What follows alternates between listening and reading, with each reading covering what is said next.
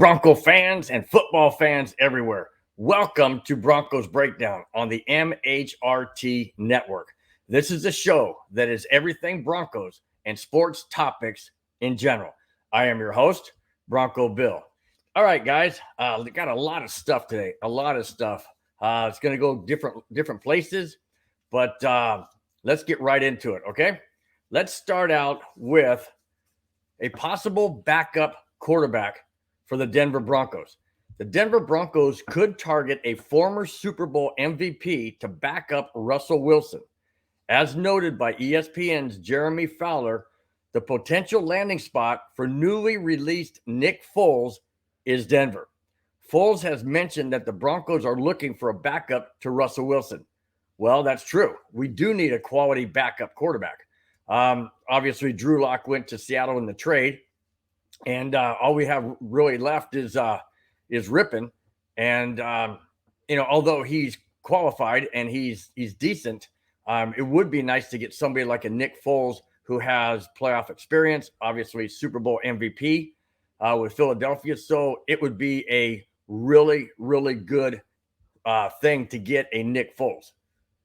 Is it going to happen? I don't know. I haven't heard anything beyond what I just read you.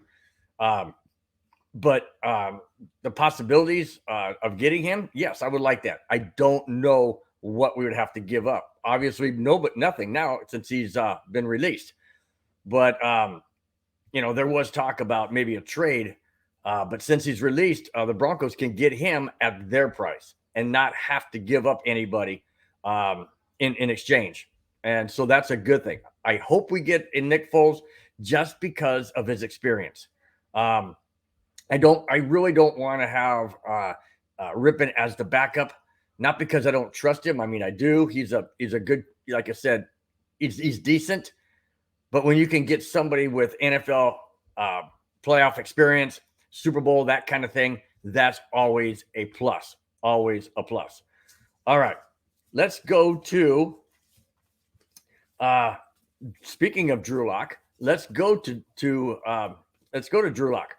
Now, Pete Carroll, head coach for the Seattle Seahawks, said on Seattle's sports radio show, and I quote, that Drew Lock is better than any quarterback who was selected in the 2022 NFL draft. I think he would have been the first guy picked. I don't have any hesitation on saying that, end quote. What? Okay. All right. Yes, maybe Drew Lock would be better than any quarterback that was drafted this year because they haven't had NFL experience. But that's not saying much, really. So you're basically what Pete Carroll is saying is that he would rather have Drew Lock than have drafted a quarterback in this year's class. Okay, I'll give you that because Drew Lock has NFL experience. That's true. However, I wouldn't put all my eggs in one basket of Drew Locks. No way. Did Pete Carroll see what he did in Denver or didn't do in Denver? To say that, I know he's saying all the right things. I know he's trying to, he wants Drew Lock to be good. I know that. Every person that has a quarterback or a player, they're hoping will be, the guy. But that's to me, that's not saying much, not at all. Yes, Drew Lock is probably better than any quarterback that was drafted this year. Absolutely. Because, like I said, they haven't had that NFL experience. But that's not to say that Drew Lock is, is Super Bowl bound. I wouldn't go that far. And Pete Carroll didn't go that far either. But man, it seems like he's really on the Drew Lock bandwagon. I don't understand why. I really don't. Obviously, he doesn't really have a choice. He doesn't have, many other quarterbacks on the team that is any better. So I guess by saying the right thing, you're saying the right thing. But it just seems, I don't know. I would not put all my eggs in Drew Lock's basket. There's no way I'd do that. Absolutely not.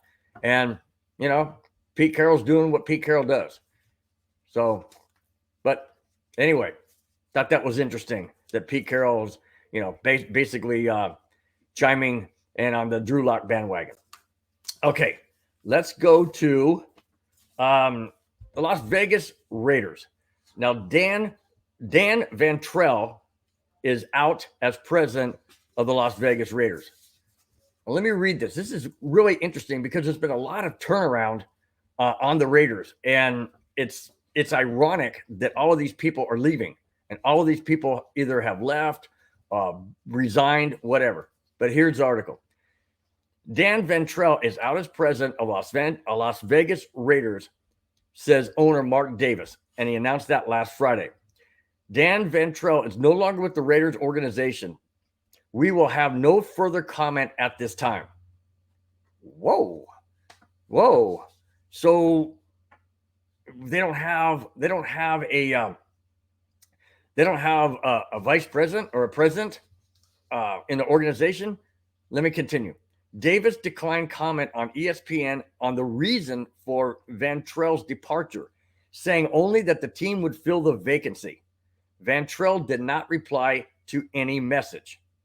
Ventrell's departure continues a sense of palace intrigue within the Raiders organization as it has undergone massive upheaval since moving to Southern Nevada from Oakland in 2020. I continue. President and general counsel and had been on the team for 18 years. Let me see. Baden, listen to this. Baden Seiden family. Now Baden is also part of the team. Now Baden Seiden family, Baden Seiden family and the completion of Allegiant Stadium and the desire for new pursuits are being with the team since 1991 as reasons for his resignation. The Raiders also saw the business side departures last summer of Chief Financial Officer Ed Villanueva after 18 years, Senior Vice President of Strategy and Business Development Brandon Dahl after 8 years, and Controller Araxi Grant after 20 months. Senior Vice President Tom Blanda, Stadium Development and Operations, and Mark Shearer, Chief Revenue Officer, have also left the team in the past year. Blanda was in his 31st year, while Shearer was in his 23rd. In addition, Jeremy Aguero on Thursday resigned as Raiders Chief Operations and Analytics Officer after just 7 months. Wow. I mean, here we go. It's a complete overhaul, and the Raiders are in total disarray. Let me just finish up the article.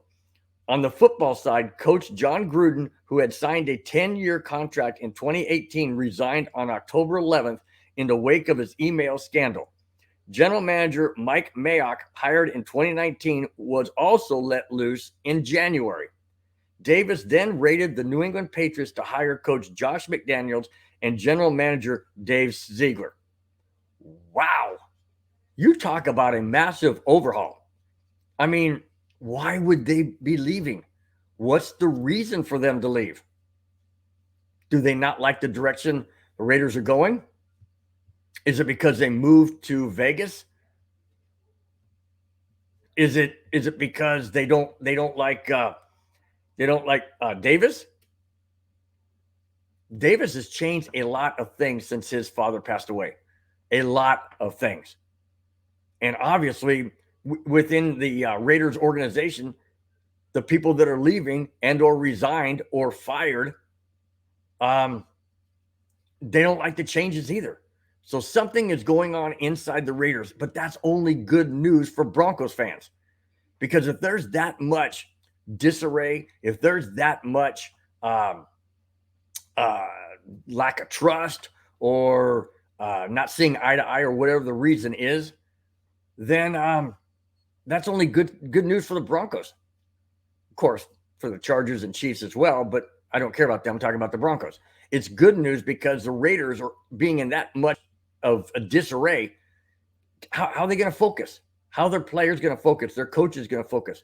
I mean, from the top down, they're walking away. They're resigning. I mean, we're talking about people that have been there 18 years, people that have been there for 31 years, 23 years. That's longevity. That's what's the word I'm looking for?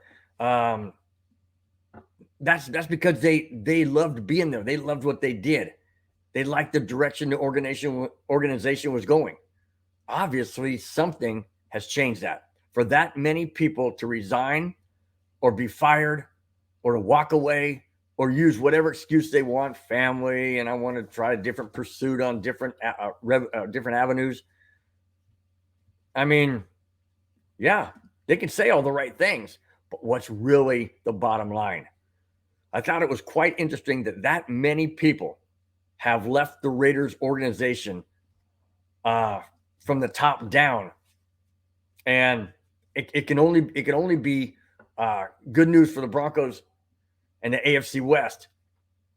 But something is definitely a must in the Raiders organization. But man, that caught me by surprise, totally by surprise. Okay, let's go to a possible new stadium for the Denver Broncos. Now, Rob Walton has said that if he is the new owner of the Denver Broncos, he will build a new state-of-the-art stadium. Really? Well, let me ask you this, guys. First off, is Rob Walton saying all the right things? Yes, he is. Is he serious about it? I hope so. I hope so. You know that I don't want a Rob Walton to own the Broncos because of the fact I don't trust him. But if he says he's going to build a new stadium in Denver for the Denver Broncos, a state-of-the-art stadium, then I'm all for him being the new owner, if he's the new owner, because I don't want the Broncos to leave Colorado, period. I don't want it. But if he builds a new stadium, obviously they're not going to move anywhere. But is it going to be downtown? Is it going to be out by the airport? Is it going to be a dome? Is it going to be a retractable roof? I mean, it'd be a shame to me. It would be a shame. And I've been to Mile High Stadium, or in Power Field, as we call it now. And I've been there on a tour. And I love the view of downtown from that stadium. I don't really like the view on the west side, but I do like the view on the east side of downtown. I do. So if he does tear down, though they do build in the same footprint as the stadium is now, okay, that would be good. But I think it would be better if they built it in between downtown and Centennial Airport. And the reason why I say that is because it would be a proximity to the airport. They could build hotels, they could build restaurants, they could build something like they have at SoFi Stadium with, like a lake or a pond or some type of attractions that when it's not football season, there's other things that they could be doing. It would be a 365 venue. It really would. And that's what SoFi Stadium, that's what Stan Kroenke did with SoFi Stadium. He wanted to make it so that it would be accessible and used 365 all year round. I think that's a great idea, a fabulous idea. State of the art, don't know what it would be, what type it would be, what design would it still have the horseshoe type of design, or would it be completely different?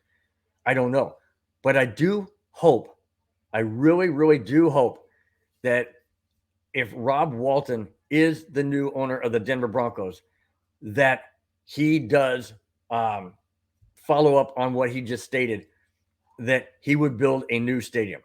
I think that would be phenomenal. I'm all in favor of a retractable roof. Absolutely. Then you get a Super Bowl, and the Super Bowl in Denver would be phenomenal.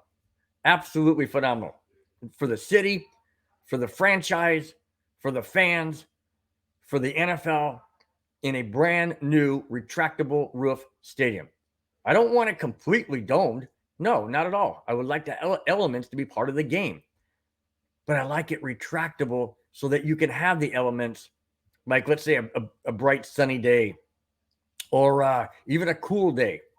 But then when if it's snowing outside and it's miserable or it's raining or whatever, then you just close the dome or close the roof, I should say. That's what I would like. So let's hope that Rob Walton does come does come to fruition on his promise of building a new stadium if he is the new owner. All right. I move on, guys, to the segment Jackass of the Week.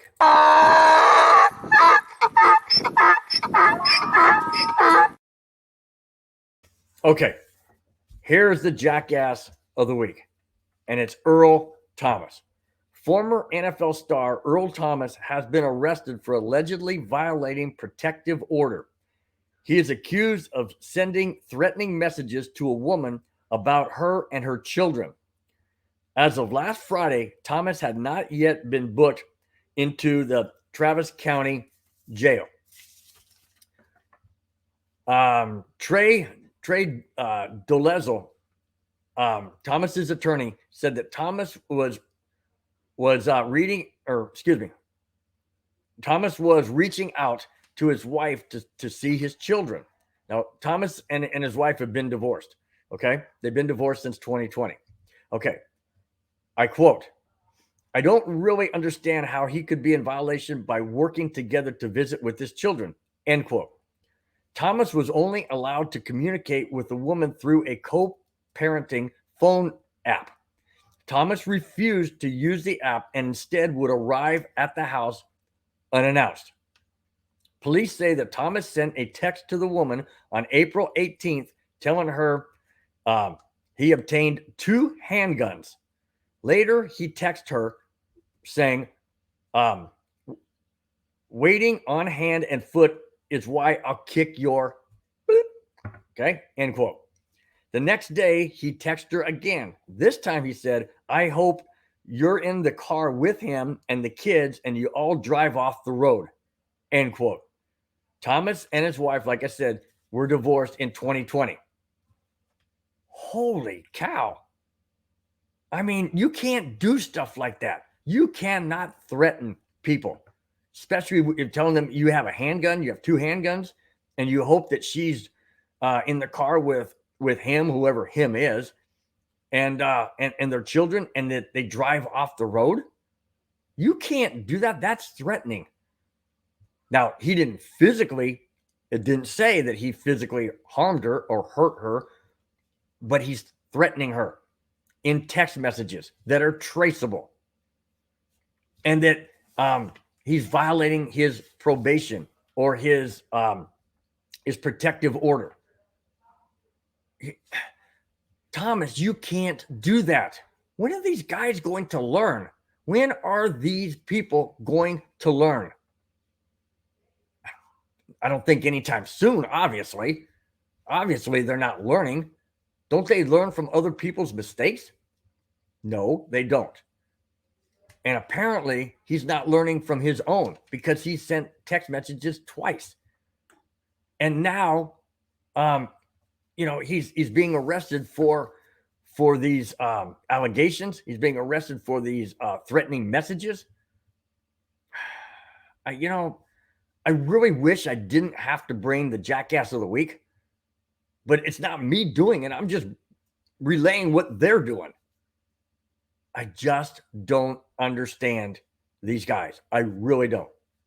But as long as they're going to continue being the Jackass of the Week, I'm going to continue bringing it on my show. Earl Thomas, come on. Do the right thing, guys. Do the right thing. Just walk away. I know you want to see your kids. I understand that, but do it the proper way. They've given you all the resources to see and talk to your kids.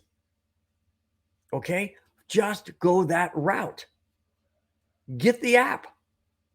Do it that way. Do FaceTime. Do whatever you have to do the right way. Not the Earl Thomas, I'll do it my way kind of thing. Because this is where it's getting you. It's getting you possibly in jail It's getting you more on probation. It's getting you more of what you don't want, and that is not seeing your kids. You brought it upon yourself, Mr. Thomas. You brought it upon yourself. Do the right thing and don't threaten with messages and text messages and just showing up at the door unannounced. Don't do that. And you won't come back on my show as a jackass of the week. Okay, let's move on. Let's move on to, let's go to, sorry guys, just hit the microphone. Let's go on to Christmas Day. The NFL has leaked a Christmas Day game, and it is the following. The Denver Broncos are going to be at the Los Angeles Rams on Christmas afternoon, 1:30 Pacific time, 4:30 Eastern, 2:30 Denver time. That's great news, guys. But a lot of people have thought that the Broncos and the Rams would get the opening game of the NFL season. I never wanted that. I mean, obviously, it'd be an honor to be the featured team along with the Super Bowl champions, reigning Super Bowl champions, on opening up the NFL season. That would be phenomenal. However, I've always wanted the opening game to be the Broncos and the Kansas City Chiefs, just because it's the AFC West. It would be Russell Wilson's statement against Patrick Mahomes and the Chiefs. I think that is what I want on opening week. It's not going to be the opening game because that's obviously goes to the Rams. So we don't know who the Rams are going to be playing on that opening Thursday to kick off the NFL season. But we do know that the Broncos are at least have one primetime game at least, Christmas afternoon, 1:30 Pacific against the Los Angeles Rams at SoFi Stadium. It's going to be great, guys. It's going to be great. I hope, I hope for a win, and we'll get to that, the prediction and everything. I'm doing that on my Friday show this week. So you got to watch the Friday show on MHRT Network when it's dropped at 11 a.m. on Friday. But I do hope, obviously, that the Broncos win that game. Now, Christmas, obviously, is later in the season. It's in December, no doubt, obviously. So hopefully the Broncos have worked out any kinks or bugs or whatever that their team may encounter with a new head coach, new offensive coordinator, new quarterback, new playbook, all of that. So by the time that they get to this game, the Broncos should be pretty well seasoned in regards to their defense and their offense and special teams. That's great, guys. That is phenomenal. Glad to see it. Glad that it's prime time and glad that it's on Christmas. That's going to be fun. That's really going to be fun. Okay, let's go to the last segment of the show, and here it is.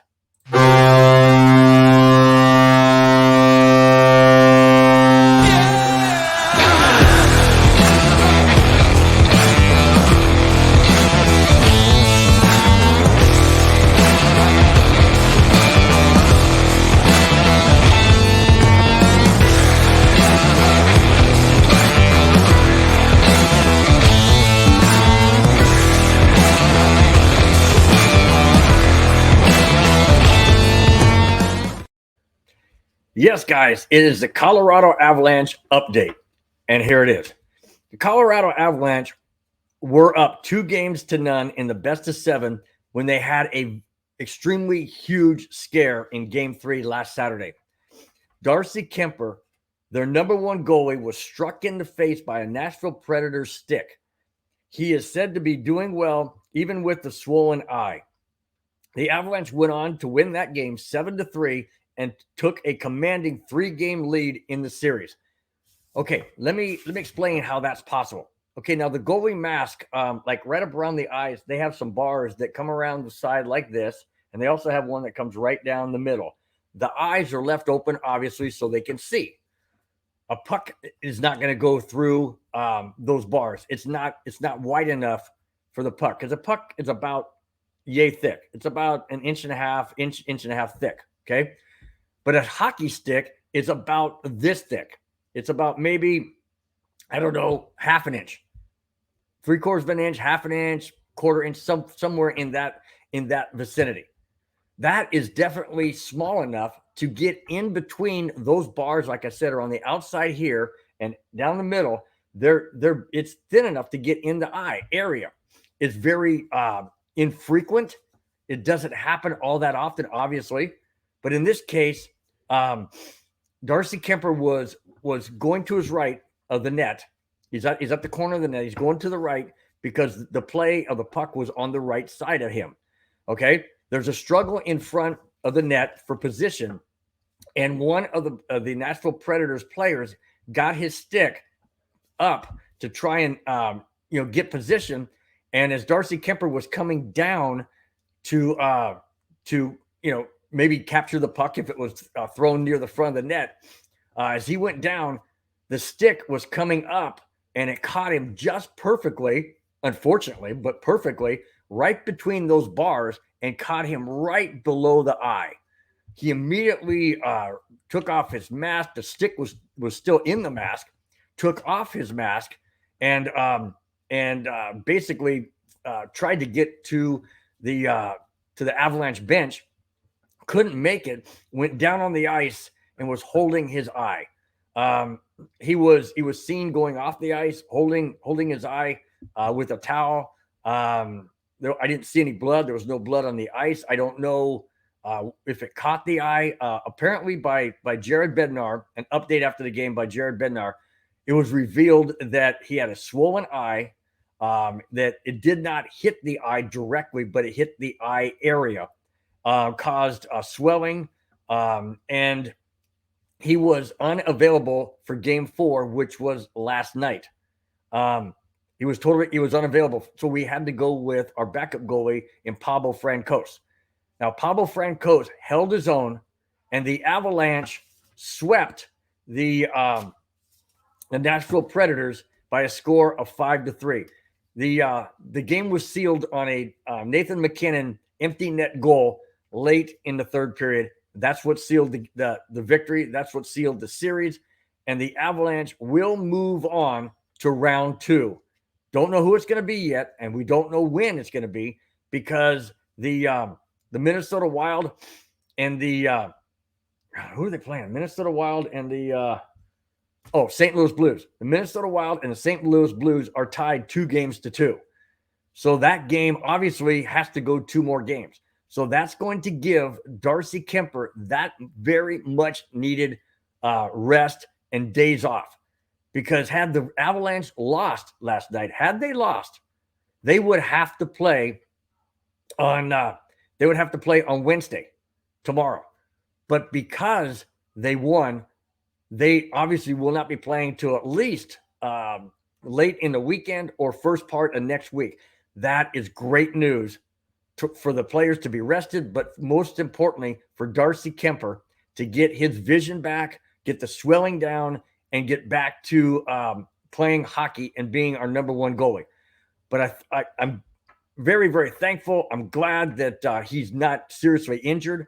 I'm glad that he doesn't need any medical attention other than what he's receiving, and that we had Pablo Francos to back up, and he did a phenomenal job in last night's game. And once again, Colorado Avalanche sweep the Nashville Predators 4-0. They move on to the second round, and that will be sometime next week. That's it, guys. That's all I have.